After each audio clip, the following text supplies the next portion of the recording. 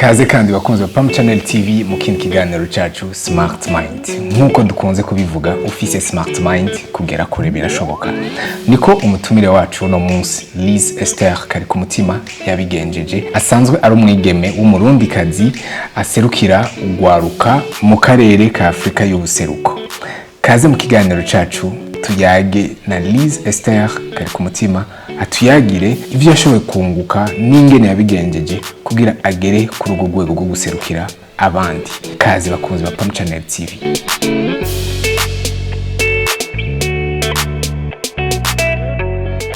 Kaze Liz Esther kari ku mutima. Murakoze. Turishimye kuba washoboye kutugenda no munsi muri Pam Channel TV cyane mu kiganiro Smart Mind. Nanje niteka kuba ndi hano. Kuba batakuzi Liz Esther kari ku mutima ninde? Murakoze. Liz Esther kari ku mutima ni umwigeme, ni umunyeshuri kandi niga kuri Bujumbura International University mu gisata cha Regional Integration and International Trade, nkaba aserukira ugwaruka rwa EAC mu Burundi. Murakoze cyane. Uno munsi imyaka hafi 13 irarangiye Uburundi bwinjiye muri uwo muryango usanzwe userukira. Kubwawe ubona hari inyungu iyahe kuba Uburundi buri muri uwo muryango? Ni kibazo ciza cyane. Reka ndabahe akarorero koroshe gose. Mabona mu karere uri mu jeune wo muri EAC dufate nk'umurundi shaka kuja gutembera muri Kenya, shaka kuja gukora muri Tanzania gutangura akazi, shaka gutembera juste nta visa bisaba. Biroroshe cyane kwa turafise iyo freedom. Hariyo turafise uburenganzira bwo kuja gukorayo, turafise uburenganzira bwo kuja gutangura urudandazwa, turafise uburenganzira bwo kuza turavoyaja atantuze ata visa dutanze. Sinzi ko mubona yuko ubu dufise passport imwe. Hari byinshi turiko turunguka biciye muri uwo muryango. Hari byinshi urundi buko burunguka, hari byinshi ugwaruka ruko rurunguka. Yego. Murakoze cyane. Igituma mpereye kuri ico kibazo abakunzi ba Smart Mind muze kudutahura ni kubera usanzwe userukira ugugwaruka kandi nari numva ikintu cya mbere tugomba kumenyesha abariko baradukurikirana ni inyungu iri kuri twebwe gwaruka go kuba Uburundi buri muri uyo muryango.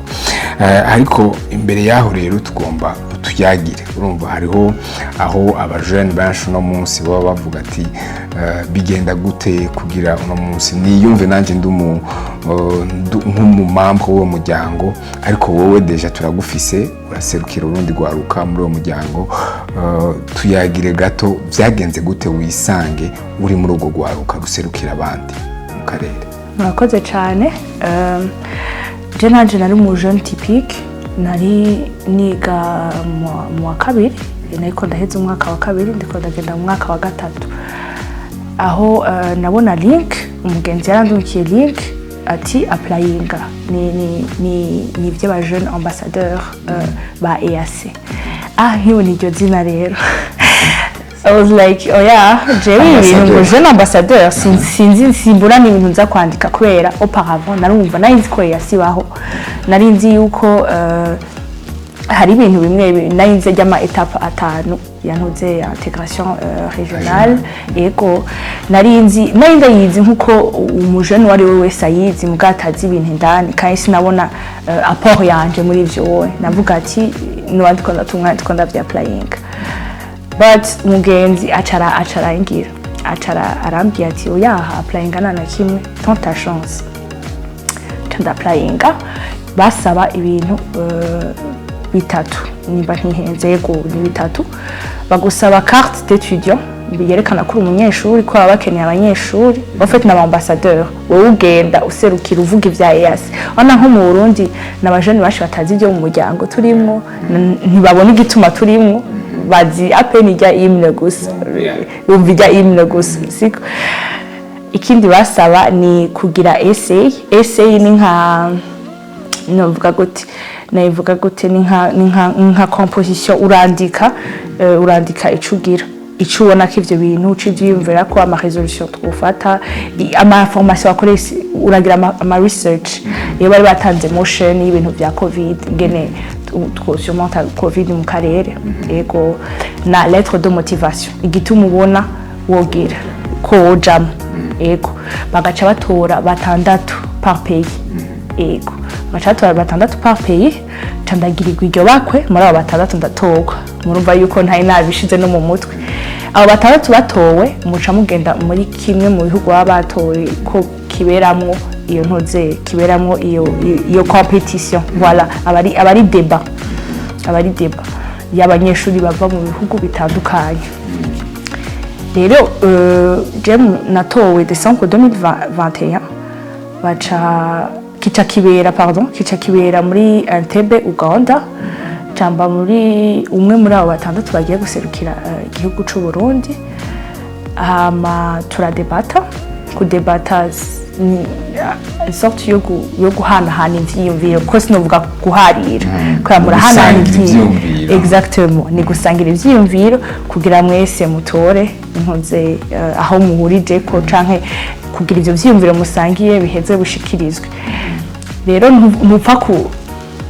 ntupfa kudebata oya uravuga hari akantu kenshi nabonye ko kuba nko ku Bakenya cyangwa ku Baganda cyangwa ku Tanzania bo mu kudebata avuga according to the article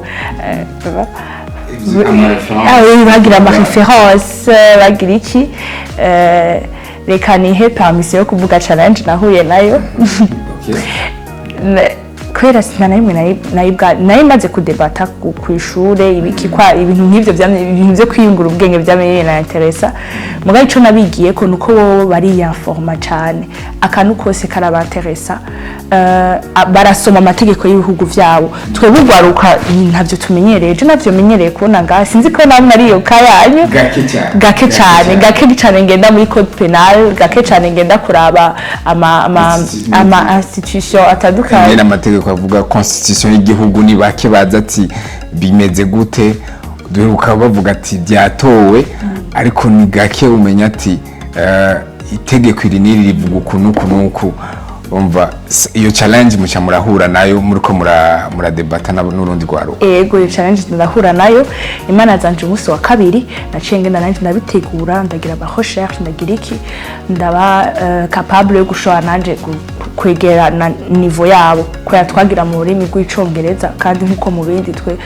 mubizi twe turi igihugu gisanzwe kivuga cane igifaransa ego nuko rero haciye haba après hacaba une soirée haba hari abajuge muri abo bajuge harimo aba ambassadeur baba baheruka harimo utwara Inter University Council ni institution ya EAC itwara ihuza ama university n'umuntu wo muri secretariat baratanga amanota umunsi wa nyuma harabaye une soirée bagaca rero banonsa abantu bagiye gutwara uyu mwaka nuko hama ico gihe urakibayemwo uragiye twovuga ihiganwa n'urundi rwaruka mugiye muserukira Burundi muri abantu batandatu hama bump uisanze nti wewe utsinze wiyumvise gute nagize emotions binaryohewe cyane nabuze ati ho baranyizeye finalement ndahageze sinayinzi yuko notogwa na muri abo batandatu ica kabiri naragize novuga gute nagize ubwoba natanguye kwibaza ati none nzobigenza gute eko biraryoshe nzobigenza gute kuko nidushigwaho gusa kugira ushigweho ataco uri kurakora ataco uri kurahindura ataco uri kurigisha abandi je nayo ndajishinga cyane ati none nzotangurira hehe none mbega nzobigenza gute bigenda gute nafise ibibazo byinshi mu mutwe wanje n'umunezero udasanzwe wakoze hama watubwiye ko mu guhiganwa icyumviro babahaye mukorera ko yari kuvuga ingene two kwikingira covid mu karere shaka kugenda ku bikorwa wa propose wabisiguye gute mbe uno munsi nyuma y'amezi cyangwa hafi umwaka mutsinziye muserukira ugwaruka wabona ko covid twitsinda gute?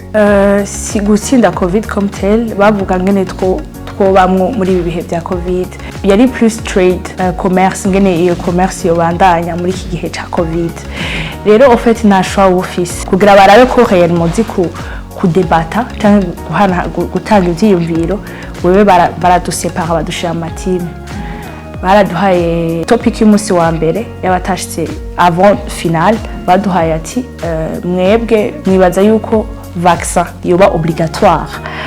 Bamwe bagaca bashira muri team ya non, abandi bagaca bashira muri team ya bon pour na contre. Je rero baciye bashira muri team ya contre, kandi naratomboye ko nivyo nari nshaka. Mugabo bagushize muri team ya pour, uragwanira gushika. Nubwo ufite idée contraire urabigwanirira.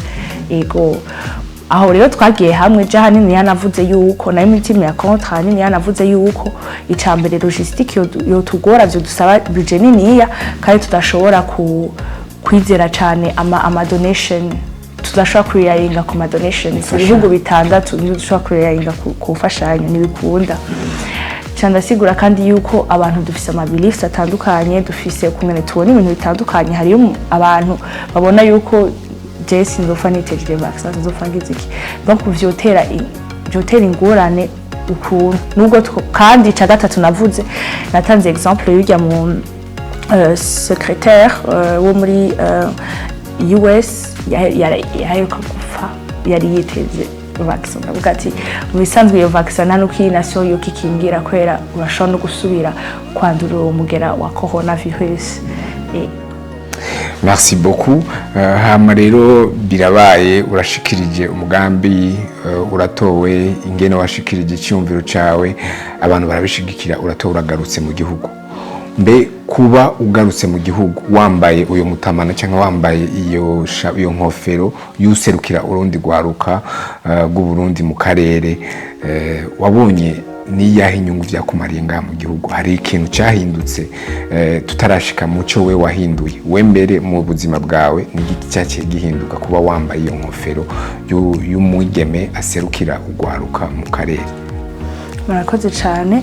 Ibintu vyahindutse mu buzima bwanje ahanini ya ucutangura urahindura ivyiyumvira, uratangura kuzuriya interesse n'ibiki biri kubera mu karere. Kwasi shaka kwitwa ngo n'umuserukizi ntazi ibintu biriko biraba. Ica kabiri uragerageza kwihonsenya ati abanaba nibo nkwiye kwegera, abanaba nibo nkwiye kwegera kugira nze ndamenye ibintu nibi kuko urumva nari mushasha kandi nari nkeneye abantu bancira inzira, banyereka inzira. Ica gatatu kuza nditaba amanama, turagira ikibake nkatumirwa mu manama ya EAC ni East African Legislative Assembly. Ego baradutumira nk'ubiyo baje bakagira inama kuri secteur itandukanye. Ndaza serukira jeunesse ya EAC mu Burundi, canke habaye ikintu nko muri cyane cyane ministère ni yafasha ministère ya EAC ngaha. Ego nivyo bonye hanini. Hama shaka rero kumenya urundi gwaruka hano mu Burundi mukorana gute? Kuko urumva userukira ugwaruka, mbe hoba hari imigendanire iri hagati yanyu cyangwa iyo statut yawe y'umu ambassadeur n'undi gwaruka surtout mu Burundi mukorana gute kugira uronke ivyo ushikiriza, kugira si ayo manama ugiye uyaserukiza cyangwa uyaronse ugiyemwo ugashikiriza ivyumviro cyangwa bakagushikiriza ivyumviro uheza ukabishikiriza ugwaruka waserukiye gute cyangwa mugakorana gute? Murakoze cyane. Ico kibazo muri make narinda kinyotewe kubera aneniya ikimbere intambamye canke ikimbabaza nuko abo serukira ntibanzi nibanzi. Abanzi ni babandi nyene basanzwe biyanteresa mu bintu bijanye na politique, basanzwe bitama n'amatandukanye, basanzwe bakora ibintu bitandukanye. Mugabo ahanini yaje nashaka gushikira bajya abanyeshuri batazi EAC carico, batazi marché commun carico, batazi yuko umunsi umwe tuzogira union monétaire, batazi ivyo bintu byose. Niyo mpamvu je bashizeho kugira justement nze ndababwira. Rero ico kintu n'ikintu tugikorerako kubera urumva ni ikintu gisaba sensibilisation. Niyo mpamvu turiko dukorera kuri plan d'action nayo iri kiremegwa muri nayitanze muri ministère baracariko barayiga hama turengere twogira sensibilisation kwera muri centre ministère niyo dufata mu mugongo yego. Ikiringo cyanyu kizohera ryari? Ikiringo canje mu isanzwe ko yanatowe muri décembre 2021 cari censé kwera muri décembre 2022 mugabo kubera twarose ico twitwa ma appointment letter ama lettre ava muri secrétariat ashika mu ministère yemeza ko itwo twatowe uyu mwaka byaciye bisaba yuko ba extendinga baduze ikiringo donc kizohera muri décembre 2023 niho aba ambassadeur bashasha bazotorwa. Igituma ndabajije ikiringo cyane kugira ndabe igihe musigaranye kugira urabe ingene utubwire ingene mugiye gukorana n'ugwaruka surtout muserukira kuko nibaza ko umwaka ni wahera hariho icyo ugomba kuba warakoreye mu karere kawe mbe bishitse ministeri kabishura uba hariho ugwaruka musanzwe warateguye deje gukorana nago kugira ushitse nk'umu ambassadeur canke ushitse ivyo ugomba gukora canke ivyo watumwe gukora kubw'ugwaruka bw'u Burundi? Yego murakoze cyane.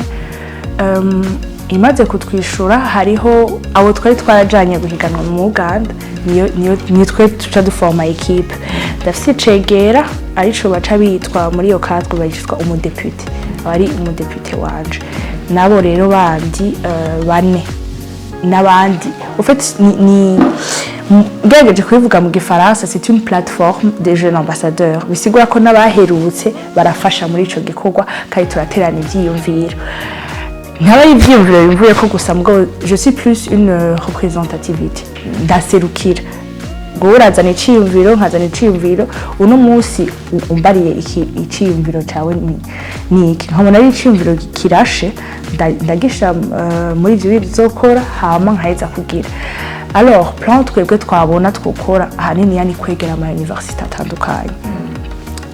atandukanye tukagira ayo sensibilisation tukagira sensibilisation ya protocole sensibilisation ya traité kugira abajene bacu baheze bamenye ivyo bemerewe ama bénéfice afise bakuramo kuko gushika no munsi biracambabaza kubona EAC itanga ama bourse ugasanga haplayinze abarundi bake cyane canke n'abarundi bake cyane bagize accès kuri ya formation ugasanga hagiye bake n'abarundi bake cyane batwara ama institution yo muri ntoze yo muri EAC ugasanga ama capacité amwe nayo dufise ego mugabo tubicishije muri ko tukagira ama sensibilisation turizera neza cyane yuko abarundi bazotangura kubibonamo bénéfice azotangura kuvyiyateresa ko hama bakabiportera ko intérêt.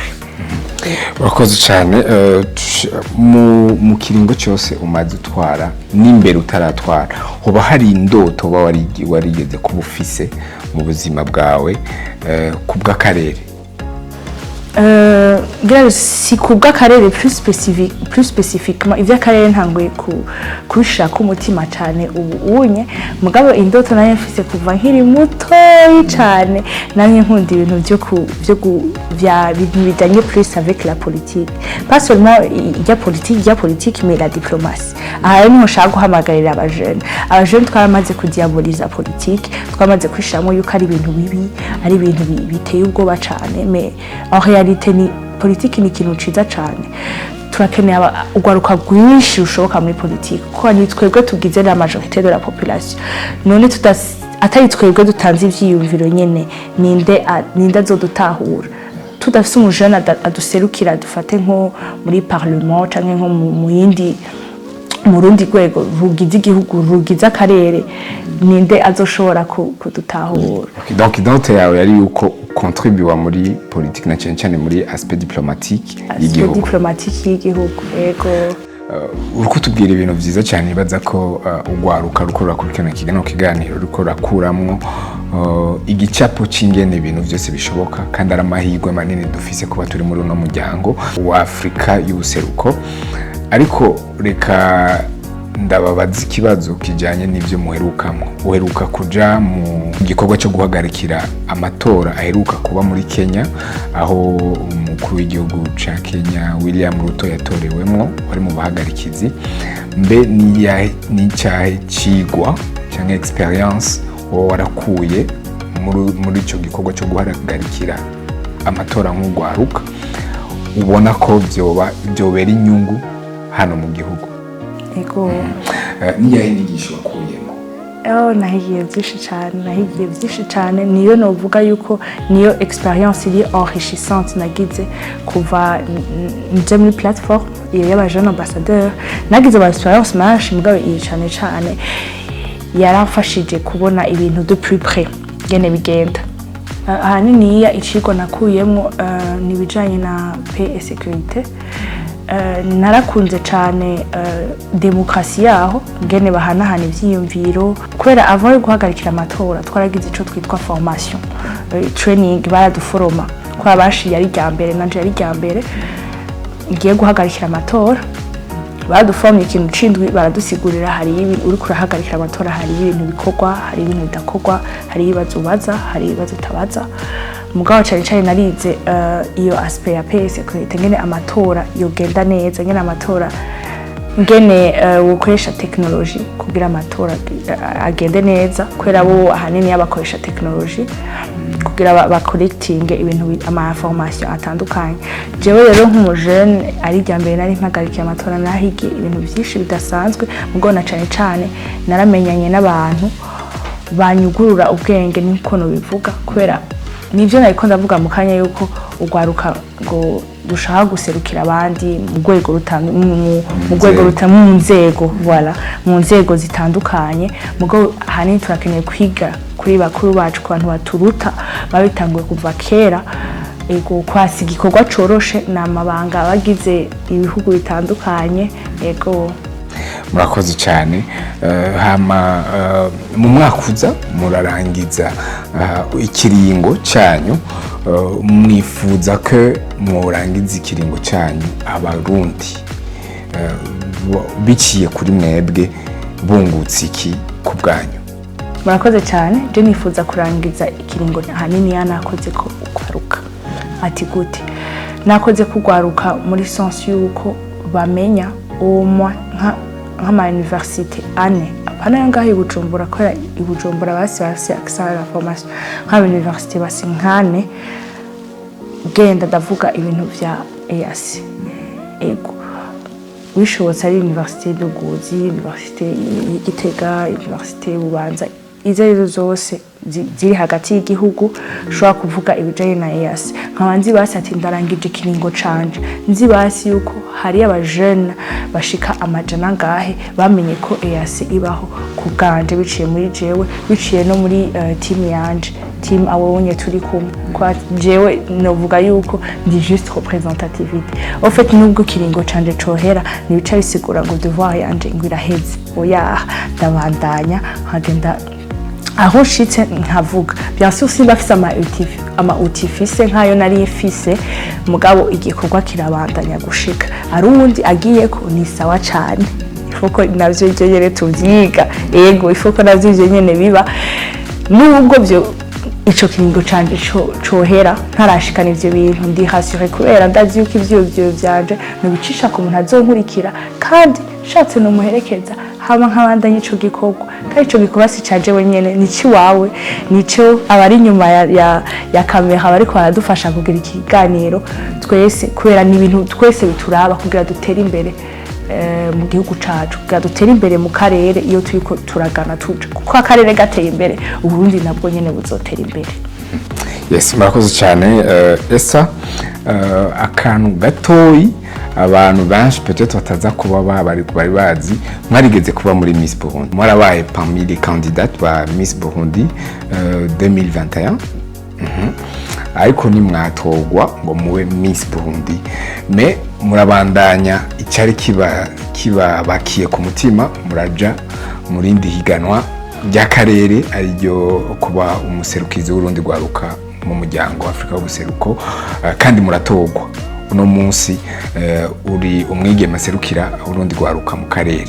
Mbe uribaza ko kuba waraciye muri Miss Burundi zaraguhaye ubushobozi cyangwa skills zo kubushobora kuja guhiganwa muri indi higanwa ry'akarere ugatsinda nkuko vyagenze? Ego cyane byaramfashije kubera muri Miss Burundi twarize ico bitwa public speaking byaramfashije kubera narize kubahuka republique kuvuga no kugira ntogwe no muri iryo higanwa narize kuvuga narize guterera ivyiyumviro ivyo byaramfashije cyane kandi byaramfashije no kudatinya competition ego nivyo ahanini bibiri nahigiye.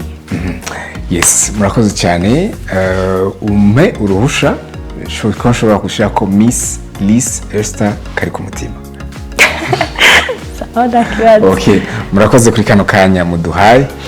Hama twabajije ibibazo byinshi twebwe muri Pam Channel TV twari twumva ko dukeneye kumenya kugira bibera inyungu urundi gwaruka rwo mu karere no mu Burundi, ariko ndizera neza ko hariho byinshi mwaba mwari mwifuje gushikiriza ugwaruka utashoboye gushikiriza bivanye n'ibibazo twabajije. Be nikihe kindi kintu kiri ku mutima muri uno mwanya wumva ko abarundi abajene b'abarundi abajene bo mu karere bashobora kuba bumva ikirundi wumva ushaka kubashikiriza? Alors jewe ahanini ivyo bimbakiye ku mutima ni ibintu bibiri.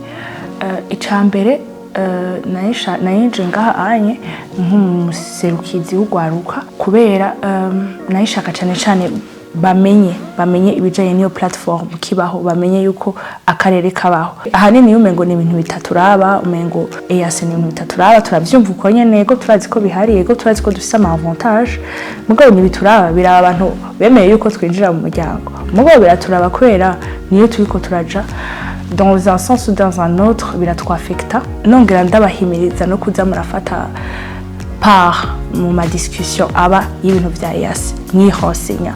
Hari ama bourse menshi aboneka muri EAC, hariyo abajene bashi bahejeje bakeneye ama skills zanyu. Sinzi ko muheruka kubona yuko RDC yarinjiye muri EAC, ugifaransa cyaremewe nka langue officielle igize EAC. Twebwe nk'abajene b'abarundi hari ama poste menshi ariko ari libera yaba turakeneye aba interprète mu karere nk'abajene b'abarundi. Twebwe turi abantu bari bilingue, turashobora kuvuga icongereza, turashobora kuvuga igifaransa.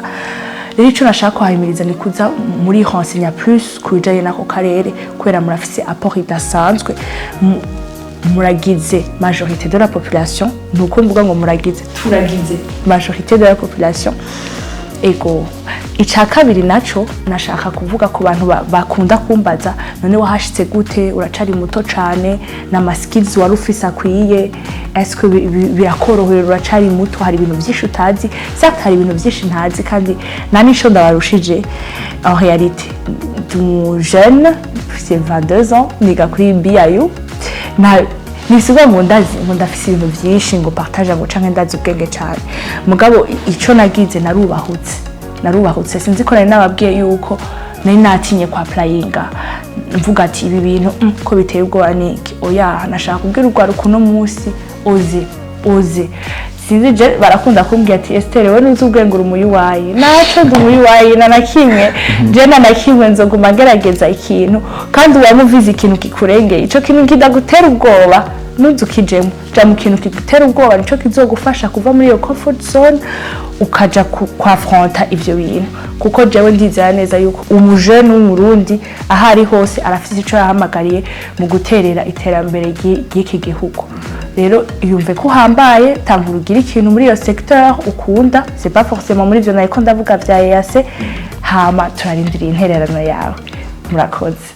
Yes, murakoze cyane nawe Esther. Nizera ko tumaranye igihe cyiza cyane. Je personnellement ndatahuye ko bishoboka kuba mu gihe wumva ko ufise ikintu ushoboye, peu importe aho uri, peu importe ubwoba icyo kintu cyo bakigutera, ariko urashobora kukijyamo kandi kiyagitereye kikaba ingirakamaro nk'uko nawe nk'uko wabivuze ati ntiwari witeze ko bishobora gucamo, ariko byarakunze biracamo. Uno munsi kurabera inyungu igihugu n'akarere, eka nizera ko no mu muryango wawe biheza bikazana iyindi shusho kuri wewe. Urakoze cyane kuri no mwanya waduhaye muri Pam Channel TV. Twifura igiterambere no kugira ibikorwa byiza kubw'ineza ya benshi uko bujejwe. Murakoze cyane namwe ko namwantuye. Bakunzi ba Pam Channel TV, bakunzi ba Smart Mind, murakoze cyane.